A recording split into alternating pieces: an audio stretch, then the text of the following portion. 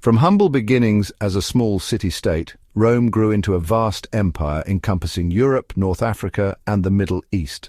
This expansion was driven by military might, political acumen, and a pragmatic approach to incorporating conquered territories. Rome's success in integrating new provinces shaped the political, social, and cultural landscape for centuries. This essay explores Roman provincial administration and the strategies used to govern its vast empire.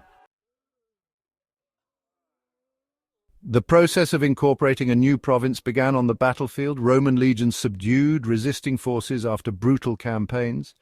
Victory was the first step in transforming a territory into part of the Roman Empire. The region would be annexed and declared a Roman province. This involved setting boundaries, imposing taxes, and appointing a governor. Central to the Roman system of provincial administration was the governor. Appointed by the Senate or the emperor, depending on the period, the governor was the supreme authority in his assigned province, responsible for maintaining law and order, collecting taxes, administering justice, and representing Roman interests. The governor's staff consisted of a mix of Roman officials and local elites who were co-opted into the Roman administrative structure. Taxation formed the economic backbone of the Roman Empire, providing the resources needed to maintain the army, fund public works, and support the Roman aristocracy. The Roman approach to taxation in the provinces was generally pragmatic, aiming to extract revenue without stifling economic activity. In addition to governors and tax collectors, Roman law played a crucial role in integrating new provinces. Roman law, renowned for its emphasis on order and justice, was gradually introduced into conquered territories, often replacing or coexisting with local legal systems. The application of Roman law helped to create a degree of uniformity across the empire and provided a framework for resolving disputes and maintaining order. The Roman conquest of new territories brought about profound social and cultural changes. The arrival of Roman settlers, merchants, and administrators led to the spread of Roman customs, language, and values. This process, known as Romanization, was a complex and uneven phenomenon, varying in intensity and impact across different regions and social groups. In some areas, particularly in the western provinces, Romanization was actively encouraged.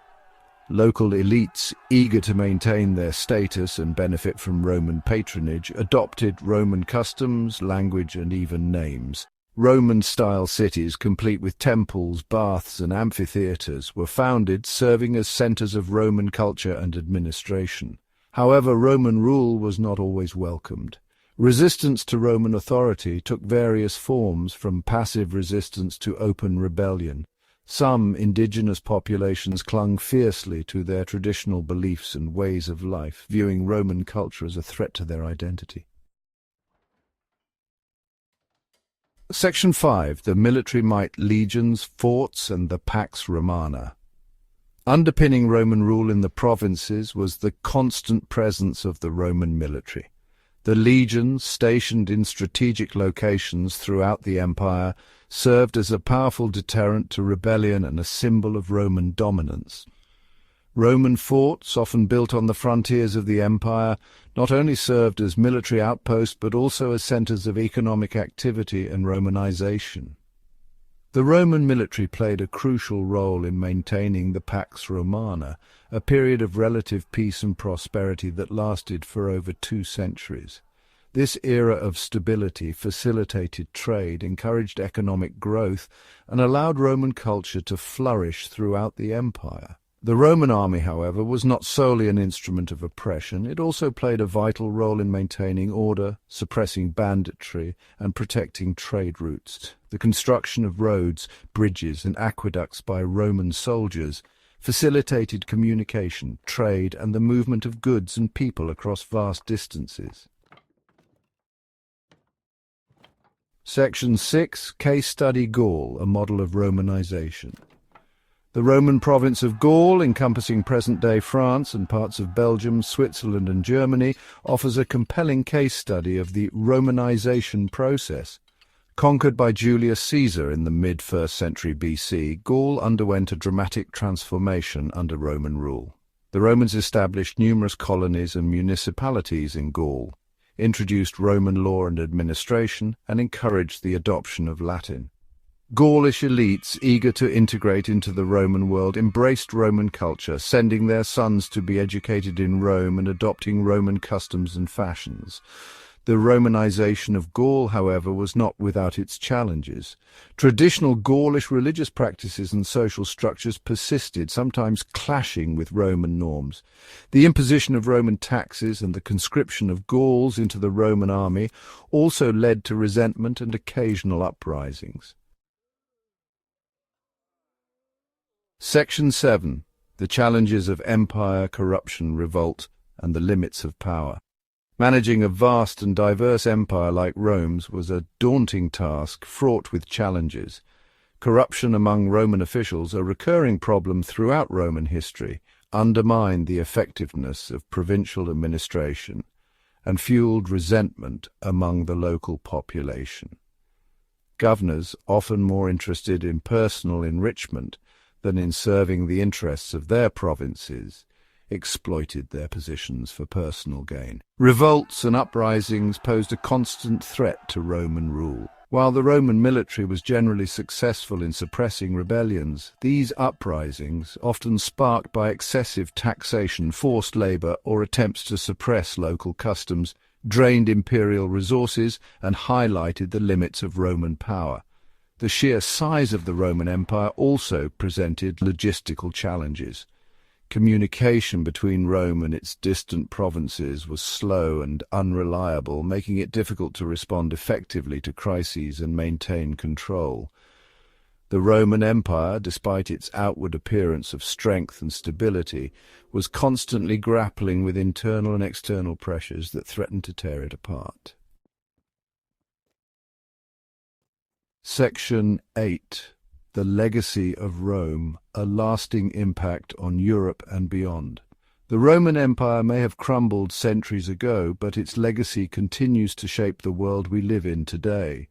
The Romans left an indelible mark on the languages, laws, architecture, and political thought of Europe and beyond. Roman law, with its emphasis on justice and due process, formed the basis of legal systems in many parts of Europe.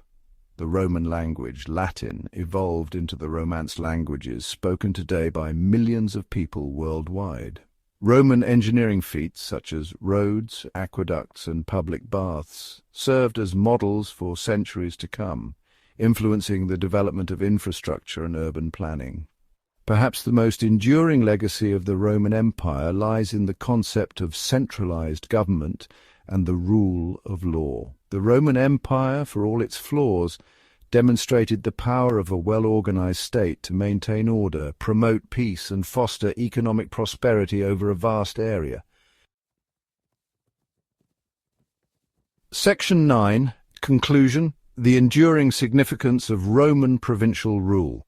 The Roman Empire's success in expanding and maintaining its dominion for centuries hinged on its ability to incorporate and govern new provinces effectively.